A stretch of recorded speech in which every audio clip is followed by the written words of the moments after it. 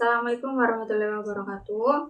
Pada kesempatan kali ini, kelompok kami akan membahas tentang soal-soal yang telah diberikan. Sebelumnya, perkenalkan saya Wenti Risma Damayanti dengan NIM 20SA1206. Perkenalkan, saya Siti Nurfadila dengan NIM 20SA1164. Perkenalkan, saya Rati Ayuni dengan NIM 20SA1113. Saya Muhammad Naufal dengan NIM 20SA1166.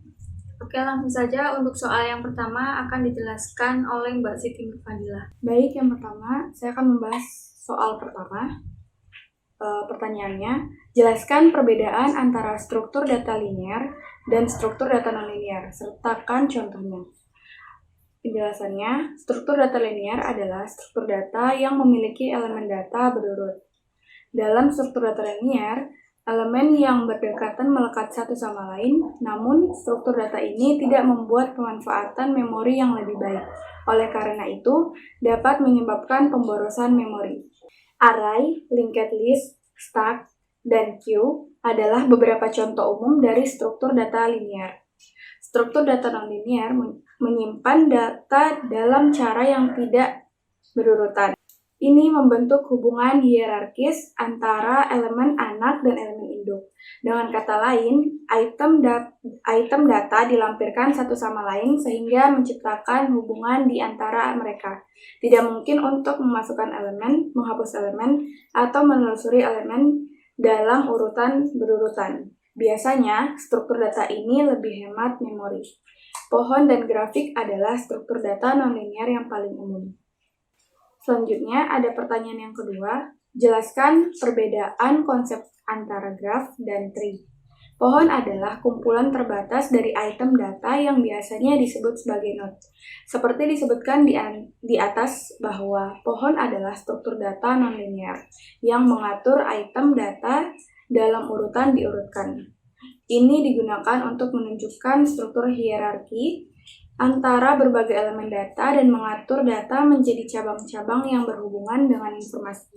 Penambahan tepi baru dalam hasil pohon dalam pembentukan loop atau sirkuit.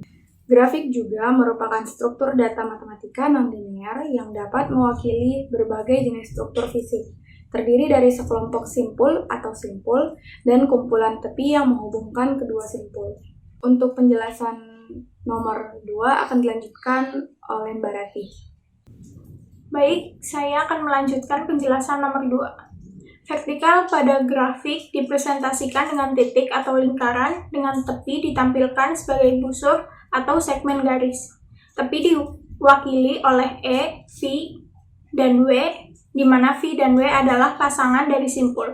Penghapusan tepi dari sirkuit atau grafik yang terhubung menciptakan subgraf yang merupakan pohon. Grafik diklasifikasikan ke dalam berbagai kategori seperti diarahkan, tidak diarahkan, terhubung, dan tidak terhubung, sederhana, dan multigrafik. Jaringan komputer, sistem transportasi, grafik jaringan sosial, sirkuit listrik, dan perencanaan proyek adalah beberapa aplikasi struktur data grafik. Ini juga digunakan dalam teknik manajemen yang disebut sebagai PERT atau evaluasi program, dan teknik ulasan, dan CPM atau metode jalur kritis di mana struktur grafik dianalisis. Selanjutnya, pertanyaan nomor 3. Pertanyaannya, berikan contoh implementasi atau analogi graf dan tree dalam kehidupan. Yang pertama, graf. Persoalan tukang pos Cina dikemukakan oleh Mei Gan, berasal dari Cina, pada tahun 1962. Masalahnya adalah sebagai berikut. Seorang tukang pos akan mengantar surat ke alamat-alamat sepanjang jalan di suatu daerah. Bagaimana ia merencanakan rute perjalanan supaya ia melewati setiap jalan tepat sekali dan kembali lagi ke tempat awal keberangkatan. Cara mengatasi permasalahan ini adalah dengan menentukan sirkuit Euler di dalam graf. Bisa dilihat di sini ada contoh gambar sirkuit Euler di dalam graf. Yang kedua, pohon. Pohon didefinisikan sebagai suatu graf yang tidak terhubung dan tidak mengandung rangkaian sederhana, cycle atau sirkuit. Pohon adalah bentuk khusus suatu graf yang banyak diterapkan untuk berbagai keperluan. Bisa dilihat contohnya seperti di gambar ini. Selanjutnya nomor 4 akan dilanjutkan oleh Mbak Wenti.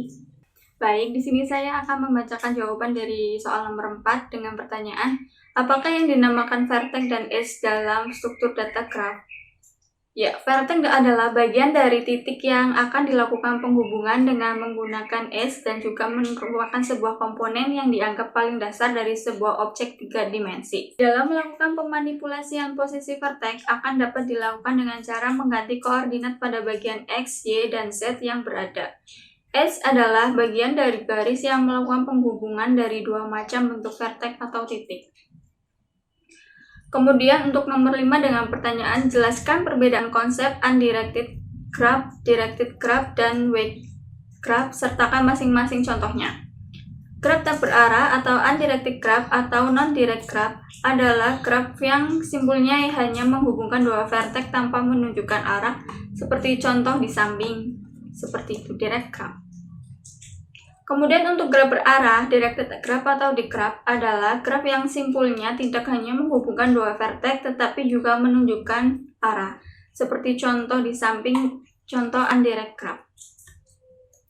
Untuk selanjutnya ada graf berbobot atau weighted graph, adalah graf yang setiap sisinya memiliki bobot atau harga, seperti contoh di bawah ini ada weight undirect graph, kemudian ada weighted directed graph. Selanjutnya untuk soal nomor 6 dan 7 akan dijelaskan oleh Mas Naufal. Baik, soal nomor 6, sebutkan operasi apa saja yang dapat dilakukan pada struktur data graph. Penjelasannya, adjacency list atau daftar adjacency, satu vektor dari vektor pair untuk graf berbobot. Kedua, edge list atau daftar sisi. Contohnya, 1 vektor dari triples, 2 breadth first search atau BFS, 3 depth first search. Kemudian yang ketiga, adjacency matrix atau matriks adjacency. Contohnya, 1 deklarasi dan inisialisasi, 2 penambahan node, 3 penambahan edge, 4 visitasi node, 5 traversal, 6 display node. Kemudian nomor 7 dengan pertanyaan, graph dapat diimplementasikan menggunakan array disebut adjacency matrices dan menggunakan linked list disebut adjacency list. Jelaskan perbedaan kedua implementasi tersebut dan sertakan juga contohnya. Penjelasannya, adjacency matrix contohnya menggunakan O(n)2 memori. Itu adalah cepat untuk pencarian dan memeriksa kehadiran atau tidak adanya spesifik edge antara dua node O(1). Itu adalah lambat untuk literate melalui semua tepi. Itu adalah lambat untuk menambah atau menghapus node operasi yang kompleks. Itu adalah cepat untuk menambahkan keunggulan baru. Contohnya seperti gambar di bawah. Kemudian ada adjacency list. Penggunaan memori tergantung pada jumlah tepi, bukan jumlah node, yang mungkin menyimpan banyak memori jika adjacency matrix jarang. Menemukan adanya atau tidak adanya tepi antara dua node sedikit lebih lambat dibandingkan dengan matriks OK, di mana K adalah jumlah node tetangga. Itu adalah cepat untuk literate melalui semua ujung-ujungnya karena Anda dapat mengakses setiap node tetangga secara langsung. Itu adalah cepat untuk menambah atau menghapus node, lebih mudah daripada representasi matriks, cepat untuk menambah keunggulan baru O1. Contohnya seperti gambar di bawah. Demikian presentasi dari kelompok kami yang dapat kami sampaikan. Kurang lebihnya kami mohon maaf. Wabillahi taufiq wal hidayah. Wassalamualaikum warahmatullahi wabarakatuh.